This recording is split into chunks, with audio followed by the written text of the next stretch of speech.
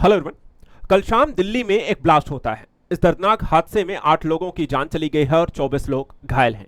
पूरे भारत में आज हाई अलर्ट घोषित किया गया है। सुरक्षा एजेंसियां और पुलिस भीड़भाड़ इलाकों शहरों की यहां पर जांच कर रही हैं। लेकिन समझना जरूरी है कि आखिर ये ब्लास्ट हुआ तो हुआ कैसे, या आतंकी कौन है, क्या ये जैश ए मोहम्मद से जुड़े हुए हैं, और इसको लेकर के पुलिस और सुरक्षा एजेंसियां क्या कर रही हैं। सबसे पहले घटनाक्रम पर नजर डालते हैं। देखिए, ये जो घटना हुई है कल दिल्ली में, ये जो ब्लास्ट हुआ है, ये लाल किला मेट्रो स्टेशन की पार्किंग में ब्लास्ट हुआ है।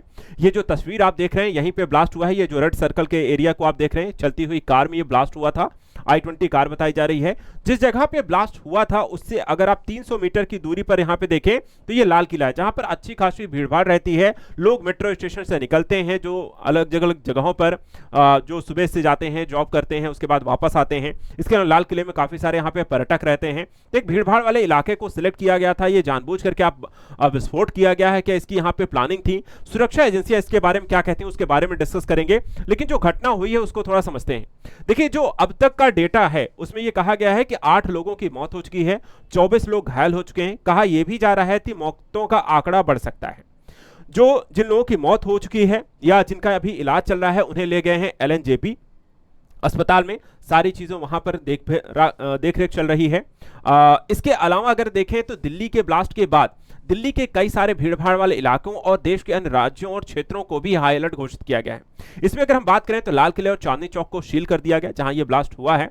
मार्केट को बंद कर दिया गया है। सड़कों पर सुरक्षा बलों की तैनाती की गई है। इसके अतिरिक्त दिल्ली में धमाके के बाद यूपी, मुंबई जैसे यहां पर क्षेत्रों को हाई अलर्ट पर घोषित किया गया है और सुरक्षा एजेंसियां भीड़भाड़ इलाकों में जांच शुरू कर चुकी हैं।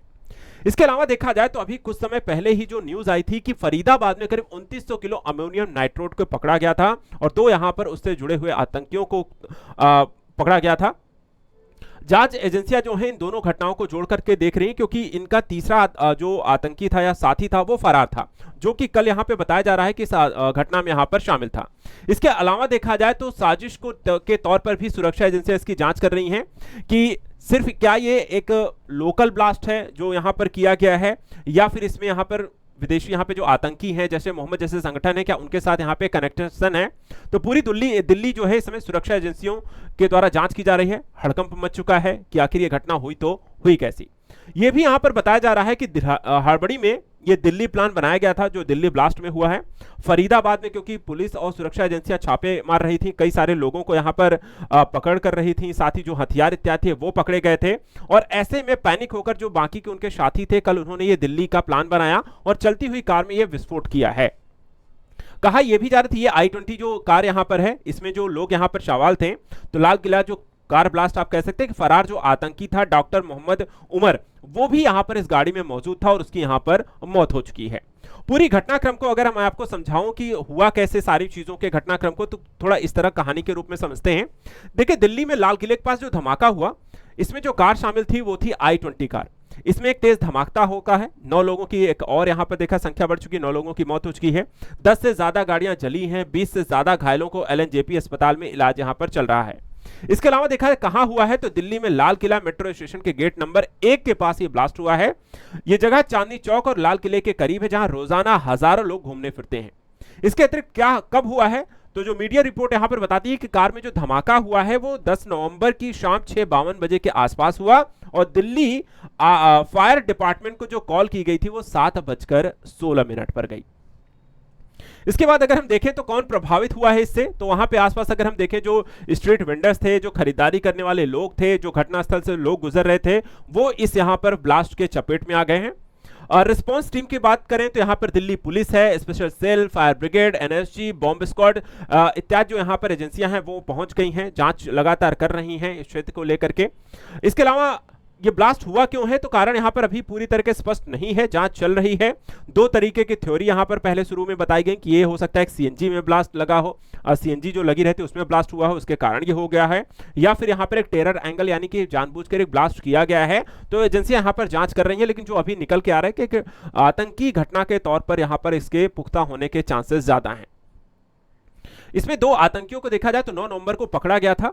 इसमें एक है मुजम्मिल शकील के कमरे में 9 नवंबर को 360 किलो विस्फोटक असाल्ट राइफल पकड़ी गई। अगले दिन 10 नवंबर को शाहीन की कार से AK-47 राइफल और कारतूस पकड़े गए। तो ये दोनों यहां पर पकड़े जा चुके थे। तीसरा जो आतंकी यहां पे फरार था, उसने कल आपको एक तरीके से डॉक्टर आदिल अहमद और डॉक्टर मुजम्मिल शकील, ये दोनों पकड़े गए हैं। और इसका जो तीसरा साथी था वही यहां पर देखा जाए तो कल ब्लास्ट में यहां पर बताया जा रहा है कि वो भी उसमें शामिल था और वो उसमें मारा गया है। इसके अलावा देखा जाए तो हरियाणा में जो कार की बात करें तो हरियाणा के फरीदाबाद के धौस गांव में 9 नवंबर को जम्मू कश्मीर पुलिस ने पुलवामा के रहने वाले डॉक्टर मुजम्मिल शकील के घर छापा मारा। उनके कमरे से 360 किलो विस्फोटक असॉल्ट राइफल, 4 किलोमीटर दूर फतेहपुर तगा गांव से एक मौलाना के घर से 3563 किलो संदिग्ध अमोनियम नाइट्रेट भी बरामद किया। और दिल्ली ब्लास्ट में इस छापेमारी के बीच 4 तरीके के कनेक्शन सामने आ रहे हैं। इसमें देखें तो एक आपका आईडी नहीं है, इसमें अमोनियम नाइट्रेट से ब्लास्ट होने की आशंका बताई गई है। दूसरा, जिस कार में ब्लास्ट हुआ है उसका फरीदाबाद में कटा हुआ चालान है, ये आप देख सकते हैं। ये जो चालान कटा है उसकी यहाँ पर रिसिप्ट है, ये ऑलरेडी यहाँ पर कटा हुआ है, ये भी पाया गया है। छापेमारी से घबरा करके विस्फोटक छिपाने के लिए कार में ले जाने वाले एंगल की जांच की जा रही है कि हो सकता है कि ये जानबूझ के विस्फोट ना किया गया हो, अनजाने में हो गया हो विस्फोटक, क्योंकि यहाँ पे धरपकड़ में पकड़े गए थे तो ये उस विस्फोटक को कहीं और शिफ्ट कर रहे थे, उसके दौरान यहाँ पे धमाका हो गया। और गुरुग्राम में रहने वाले सलमान की कार पुलवामा के तारिक को यहां पर बेची गई थी। इस तरीके की यहां पर पूरी घटना अब तक निकल कर आई है। और ये यहां पे चालान है ब्लास्ट वाली कार का, सितंबर में फरीदाबाद में यहां पर चालान कटा था और ये उसको लेकर के यहां पे जो रिसिप्ट है, जो चालान कटा हुआ, वो उसको देखने को मिलती है। इसके अलावा जांच में अब तक जो पॉइंट निकल कर आए हैं, 4 पॉइंट निकल कर आते हैं कि जिस तरीके का ब्लास्ट हुआ है उसमें आतंकी संगठन जैश ए मोहम्मद और इस्लामिक स्टेट खुरासान प्रोविंस का एंगल भी शामिल हो रहा है। और दोनों संगठन सुसाइड बॉम्बर पर फोकस करते हैं, क्योंकि जो लोग यहां पर कार में बैठे थे वो भी इसमें मारे गए हैं, तो सुसाइड बॉम्बर की तरह इसको यूज किया गया है।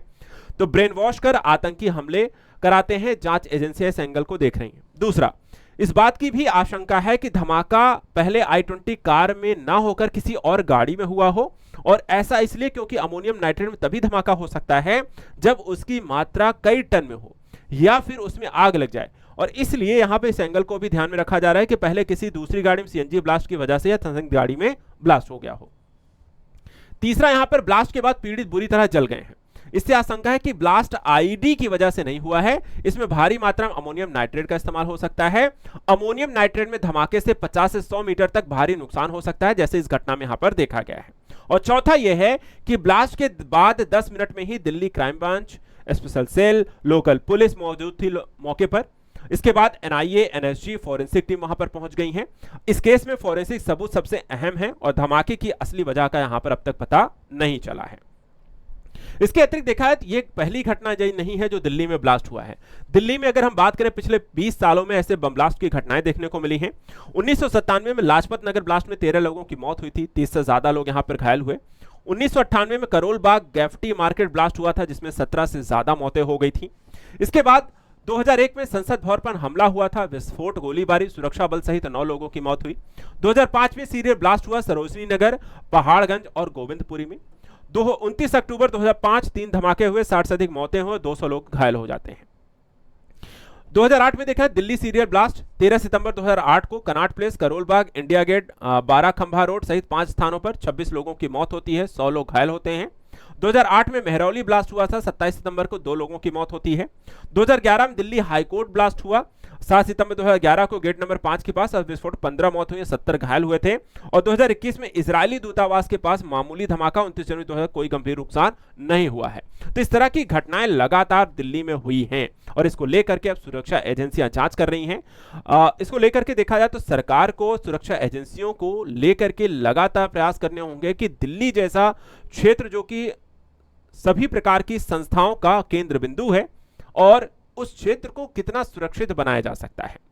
साथ ही इस तरह की घटनाओं में आतंकी संगठनों की भूमिका, ब्रेन वॉश करके भारतीयों को, मुसलमानों को किस तरीके से इसमें शामिल किया जा रहा है। पढ़े लिखे मुसलमान, क्योंकि डॉक्टर यहां पर हैं, तो यह देखा जा रहा है कि पढ़े लिखे मुसलमान भी यहां पर, उनका भी ब्रेन वॉश करके उनको कट्टर बनाया जा रहा है, ऐसी आतंकी घटनाओं को यहां पर देने के लिए ब्रेन वॉश किया जा रहा है। तो ये काफी चिंतनीय विषय है। तो देखें हैं कि दिल्ली ब्लास्ट में आखिर नया क्या निकल के आता है, लेकिन आप सभी सतर्क रहें। आसपास कुछ भी संदिग्ध लगता है तो पुलिस को सूचित करें। और साथ ही साथ यहां पर ऐसे किसी को भी अगर किराया और इस तरह की अपनी कार को या फिर अपने मकान को किसी को रेंट पर दे रहे हैं और उससे जुड़ी हुई कुछ भी यहां पर हरकतें ऐसी लगती हैं, तो जरूर यहां पर पुलिस के साथ सहयोग करें। आज के लिए इतना ही। ऐसे ही यहां पर जरूरी और इंपॉर्टेंट खबरों के लिए हमारे साथ बने रहें। चैनल को सब्सक्राइब करके रखें। Thank you so much and good luck.